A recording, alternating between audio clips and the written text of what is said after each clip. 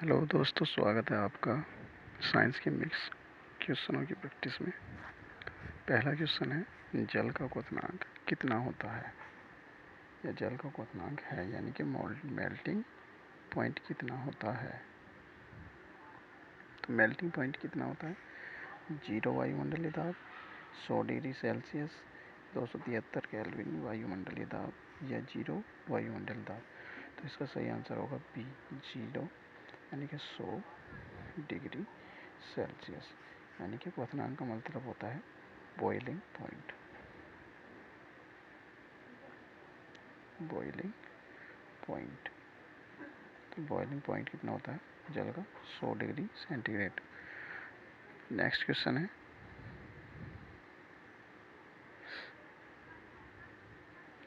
दूसरा, निम्नलिखित में से कौन टिंडल प्रभाव को प्रदर्शित करता है। समांगी मिश्रण, कोलाइडी मिश्रण, निलंबन या इनमें से कोई नहीं। तो इसका आंसर होगा हमारा कोलाइडी मिश्रण। जो कोलाइडी मिश्रण होता है हमारा, वो क्या करता है, हमारा टिंडल प्रभाव को दर्शाता है। टिंडल प्रभाव का मतलब है प्रकाश का प्रकीर्णन, यानी कि प्रकाश का प्रकीर्णन। तो इनके जब ये कोलाइडी मिश्रण होता है, इसके कणों से अगर हमारा प्रकाश गुजरता है तो ये क्या हो जाता है, प्रकीर्णित हो जाता है। इसे ही हम टिंडल प्रभाव कहते हैं। नेक्स्ट क्वेश्चन है हमारा, अवोगाड्रो नियतांक कितना का मान जो है कितना होता है। तो अवोगाड्रो का नियतांक का मान कितना होता है, 6.022 गुणा 10⁻²4 या 6.60.22 गुणा 10⁻23 या 6.02 गुणा 10⁻22 या 6.022 गुणा 10⁻23। तो इसका सही आंसर होगा डी, यानी कि 6.022 गुणा 10⁻23। यही होता है अवोगाड्रो नियतांक। नेक्स्ट क्वेश्चन है हमारा, निम्नलिखित में से एकल परमाणविक गैस है या एकल परमाणविक कौन कौन होता है। हीलियम, हम इसको He लिखते हैं, ये भी एकल परमाणविक है। नियॉन,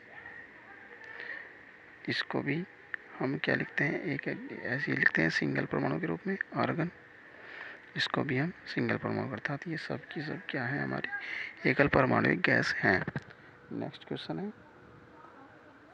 पांचवा, निम्नलिखित में से कौन एक तत्व नहीं है, यानी कि जो हमारा तत्व नहीं है। ऑक्सीजन हमारा तत्व है, जिंक हमारा तत्व है, ब्रोमीन हमारा तत्व है। तो यानी कि मार्बल जो है हमारा क्या नहीं है, तत्व नहीं है। अर्थात यह क्या है, एक यौगिक है या मिश्रण, मिश्रण या यौगिक। ठीक है, तो इसका पांचवे का पहला आंसर होगा मार्बल। नेक्स्ट क्वेश्चन है छठा, NH3 में नाइट्रोजन की संयोजकता कितनी है। NH3 में नाइट्रोजन की संयोजकता है, तो इसमें क्या करेंगे, हम नाइट्रोजन की निकालनी है, इसको X मान लेंगे। नाइट्रोजन की क्या मान लेंगे, X प्लस हाइड्रोजन, हाइड्रोजन की संयोजकता कितनी होती है, 1 गुणा 3 बराबर किसके हो जाएगा, 0। 0 क्यों होगा, क्योंकि ना तो इस पर कोई आयन है ना ही कुछ और है, यानी कि प्लस माइनस कुछ नहीं, तो इसलिए 0 होगा। तो X में कितनी हो जाएगी इसकी,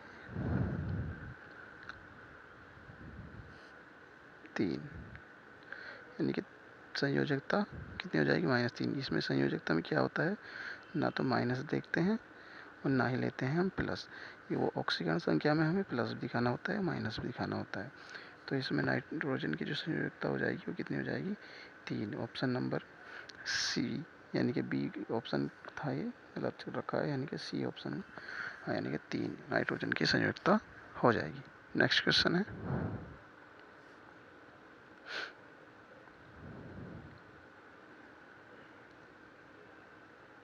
नेक्स्ट क्वेश्चन 7, नाइट्रोजन की संयोजकता हो गई है, यानी कि 3। और उसके बाद नेक्स्ट क्वेश्चन है 8वां, यानी कि बैक्टीरिया, काई और कवक में क्या आम है। इनमें पोषक तत्वों की विधि कोशिका भित्ति की उपस्थिति, स्वयंपोषी या शारीरिक संगठन।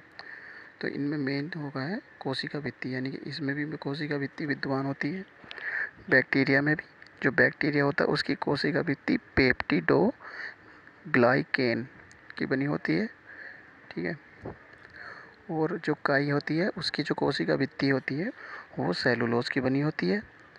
और जो कवक होता है उसकी जो कोशिका भित्ति होती है काइटिन की बनी होती है। यानी कि इन सब में एक चीज़ कॉमन है कि इनमें कोशिका भित्ति पाई जाती है। नाभ पोषक विधि अलग होती है, स्वयंपोषी नहीं होते, विषमपोषी होते हैं। कवक दूसरों पर निर्भर करते हैं, जबकि काई स्वयंपोषी है। शारीरिक संगठन एक सा नहीं होता है। नेक्स्ट क्वेश्चन है, वायु प्रदूषण संकेतक पौधे हैं। तो इसमें है लाइकेन, माइकोराइजा या रोज या मैरी गोल्ड। तो इसमें क्या होगा, वायु प्रदूषण का जो संकेतक है वो है लाइकेन। जो लाइकेन होता है वो शैवाल और कवक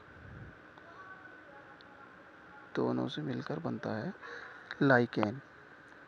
नेक्स्ट क्वेश्चन है 10वां, क्या है कि किंगडम मोनेरा में शामिल है। क्या शामिल है, bacteria, smile gold moulds, dinoflagellates या यूग्लेनोइड्स। तो इसमें पहला आंसर होगा बैक्टीरिया। जो प्रोकैरियोटिक कोशिका होती हैं वो किंगडम मोनेरा में शामिल होती हैं। जो प्रोकैरियोटिक कोशिका होती है उसमें केंद्रक नहीं होता है, केंद्रक रहित होती हैं। और डीएनए प्रोटीन भी हिस्टोन प्रोटीन नहीं पाया जाता है। स्माइल मोल्ड्स और डाई फ्लैगलेटस और यूग्लेनोइड्स ये क्या होती हैं, हमारी प्रोकैरियोटिक होती हैं। ये प्रोटिस्टा जगत के अंतर्गत आती हैं, प्रोटिस्टा जगत के अंतर्गत आती हैं। नेक्स्ट क्वेश्चन है, आर्गन सिस्टम का स्तर का संगठन नहीं पाया जाता है। देखिए आर्गन सिस्टम क्या है, आर्गन सिस्टम स्तर वह संगठन है जिसमें विभिन्न आर्गन एक साथ मिलकर क्या करते हैं, कोई विशिष्ट कार्य करते हैं। तो इसमें जो हमारा सही आंसर होगा वह होगा प्लेटिहेल्मिन्थेस में क्या होता है, आर्गन सिस्टम नहीं पाया जाता है। तो ऑर्थोपोडा में पाया जाता है, एनिलिडा में पाया जाता है और मोलास्का में भी ऑर्गन सिस्टम पाया जाता है। नेक्स्ट क्वेश्चन है हमारा, प्रोकैरियोटिक जीनोम में होता है हिस्टोन के बिना डीएनए, आरएनए, हिस्टोन के साथ डीएनए या केवल हिस्टोन। तो इसमें सही आंसर होगा हिस्टोन के बिना डीएनए। यानी कि प्रोकैरियोटिक जो होती हैं केंद्रक नहीं पाया जाता है और जो डीएनए होता है वो बिना हिस्टोन प्रोटीन के बना होता है। तो इसका सही आंसर होगा हिस्टोन के बिना डीएनए। नेक्स्ट क्वेश्चन है कि प्लाज्मा झिल्ली किससे बनी होती है, प्रोटीन से, फास्फोलिपिड और प्रोटीन से, या प्रोटीन, कार्बोहाइड्रेट और फास्फोलिपिड से, प्रोटीन और न्यूक्लियोटाइड से। तो इसका सही आंसर होगा प्रोटीन, कार्बोहाइड्रेट और फास्फोलिपिड्स के बनी होती है प्लाज्मा की झिल्ली। तो प्लाज्मा झिल्ली होती है अर्धपारगम्य झिल्ली होती है जो कोशिका के अंदर और बाहर पदार्थों के परिवहन को क्या करती है, विनियमित करती है। नेक्स्ट क्वेश्चन है, रिक्तिकों को घेरे रखने वाली झिल्ली कहलाती है। क्या कहलाती है, प्लाज्मालेमा, कोशिका झिल्ली, टोनोप्लास्ट या मध्य पटलिका। तो ये हो गया, इसका आंसर होगा सी, यानी कि टोनोप्लास्ट। टोनोप्लास्ट इसका सही आंसर होगा। जो रिक्तिका होती है उसको घेरे रखने वाली झिल्ली को टोनोप्लास्ट कहते हैं, जो कि पादप कोशिकाओं के भीतर रिक्तिका को चारों तरफ से क्या करती है, घेरने का कार्य करती है, उसको एक आवरण प्रदान करती है। नेक्स्ट क्वेश्चन है कि 15वां क्वेश्चन है, जिन कोशिकाओं में गुणसूत्रों के 2 से अधिक पूर्ण सेट होते हैं क्या कहलाते हैं, अगुणित, द्विगुणित, पॉलीप्लाइड या पॉलीहाइब्रिड। तो इसका आंसर होगा पॉलीप्लाइड। यानी कि जो पॉलीप्लाइड होती हैं उसमें गुणसूत्रों के 2 से अधिक पूर्ण सेट होते हैं। जैसे कि हमारा पौधा होता है गेहूँ, अगला नेक्स्ट होगा आलू, तंबाकू। इनमें क्या होता है, 2 या 2 से अधिक पूर्ण सेट होते हैं किसके, पॉलीफ्लाइड के। नेक्स्ट क्वेश्चन है, स्ट्रैटम अंकुरण किस प्रकार की उपकला का उदाहरण है, क्यूबाइल्ड एपिथेलियम या सिलिएटेड एपिथेलियम या स्तंभकार उपकला या पपड़ीदार उपकला। तो इसका होगा स्तंभकार उपकला। जो स्तंभकार उपकला होती हैं ये लंबी होती हैं, बेलनाकार होती हैं, ठीक है। और ये कोशिकाएं नए जो त्वचा होती है उनका निर्माण करती हैं और त्वचा को क्या करती हैं, लचीलापन प्रदान करती हैं और रंग प्रदान करती हैं। नेक्स्ट क्वेश्चन है हमारा, निम्नलिखित में से जीवाणु जनित रोगों का समूह कौन सा है। तो जीवाणु जनित रोगों का समूह होगा इसमें हमारा option number C, plague, leprosy, diphtheria. तो ये क्या होते हैं, हमारे जीवाणु जनित रोग होते हैं। और जो हमारा टिटनेस होता है वो भी जीवाणु जनित होता है।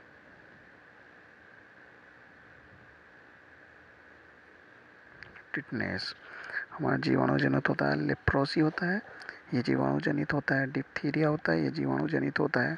उसके बाद है टाइफाइड। टाइफाइड भी क्या होता है, जीवाणु जनित होता है। उसके बाद है क्षय रोग, और जो क्षय रोग होता है वो भी हमारा जीवाणु जनित होता है। और निमोनिया,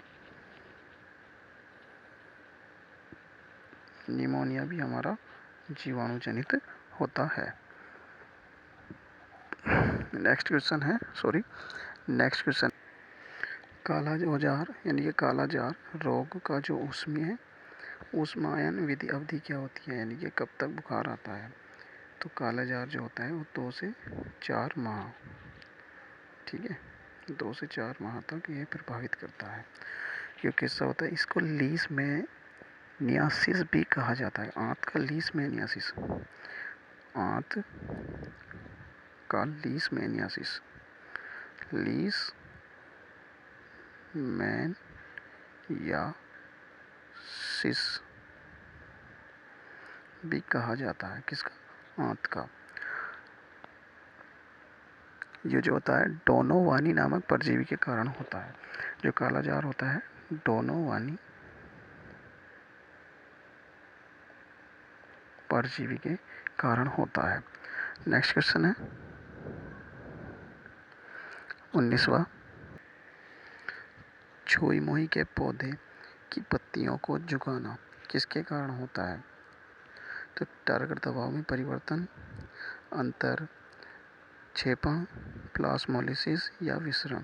तो ये होता है टारगेट दबाव में परिवर्तन। जो छुई मुई का पौधा है वो स्पर्श के प्रति क्या होता है, एक संवेदनशील होता है। और जो टारगेट दबाव क्या होता है, जो टारगेट दबाव वह दबाव होता है जो कि कोशिका के अंदर जो तरल पदार्थ है उसके द्वारा कोशिका की दीवारों पर लगाया गया दाब होता है। तो हम जैसे ही हम इसको स्पर्श करते हैं तो टारगेट दबाव का महसूस होता है और वो पत्तियां क्या होती हैं, झुकना पसंद, झुक जाती हैं या सिकुड़ जाती हैं। नेक्स्ट क्वेश्चन है कि रंध्रों का खुलना और बंद होना किसके द्वारा नियंत्रित होता है। एपिडर्मल कोशिकाएं, गैसोफिल कोशिकाएं या गार्डक्षी कोशिकाएं या ए व बी दोनों। तो इसमें सही आंसर होगा हमारा गार्डक्षी कोशिकाएं यानी कि सी। जो गार्डक्षी कोशिकाएं होती हैं वो रंध्रों के क्या होती हैं, आसपास होती हैं, जो रंध्र के खुलने और बंद होने को नियंत्रित करती हैं, ठीक है। नेक्स्ट क्वेश्चन है वायुमंडल की कार्बन डाइऑक्साइड किस प्रक्रिया के द्वारा पत्ती में प्रवेश करती है। तो किस प्रक्रिया के द्वारा, ऑस्मोसिस, अंतःक्षेपण, विसरण या सक्रिय परिवहन। तो इसका आंसर होगा विसरण, इज राइट आंसर। इसमें क्या होता है, विसरण क्या होती है, एक ऐसी प्रक्रिया होती है जिसके द्वारा पदार्थ के कण अपने आप ही अन्य पदार्थ के कणों के बीच फैल जाते हैं, जिसके कारण वायुमंडल की जो कार्बन डाइऑक्साइड होती है वो पत्तियों के छिद्रों यानी कि स्टोमेटा के माध्यम से पत्ती के अंदर क्या करती है, प्रवेश करती है और प्रकाश संश्लेषण के लिए कार्बन डाइऑक्साइड आवश्यक होती है। ओजोन में जो परत होती है वो वायुमंडल के किस क्षेत्र में पाई जाती है? तो आयन मंडल, समताप मंडल, स्थल मंडल। तो इसका राइट आंसर होगा समताप मंडल। नेक्स्ट क्वेश्चन है, चिपको आंदोलन के प्रणेता कौन थे? तो चिपको आंदोलन का नेतृत्व सर्वप्रथम किसने किया था? सर्वप्रथम किसके द्वारा किया गया था? तो है सुंदरलाल बहुगुणा के द्वारा किया गया था। ठीक है, उसके बाद नेक्स्ट क्वेश्चन है, केंद्रीय प्रदूषण नियंत्रण बोर्ड का मुख्यालय कहाँ पर है? जो केंद्रीय प्रदूषण नियंत्रण बोर्ड है उसका मुख्यालय कहाँ पर है? भोपाल, लखनऊ या न्यू दिल्ली? तो इसका सही आंसर होगा नई दिल्ली। इसकी जो स्थापना हुई थी 1974 में हुई थी। ठीक है, ठीक है दोस्तों, वीडियो पसंद आई तो लाइक, शेयर और सब्सक्राइब ज़रूर करें, और ऐसे ही लाइव सेशन से जुड़े रहने के लिए चैनल को सब्सक्राइब करें। धन्यवाद।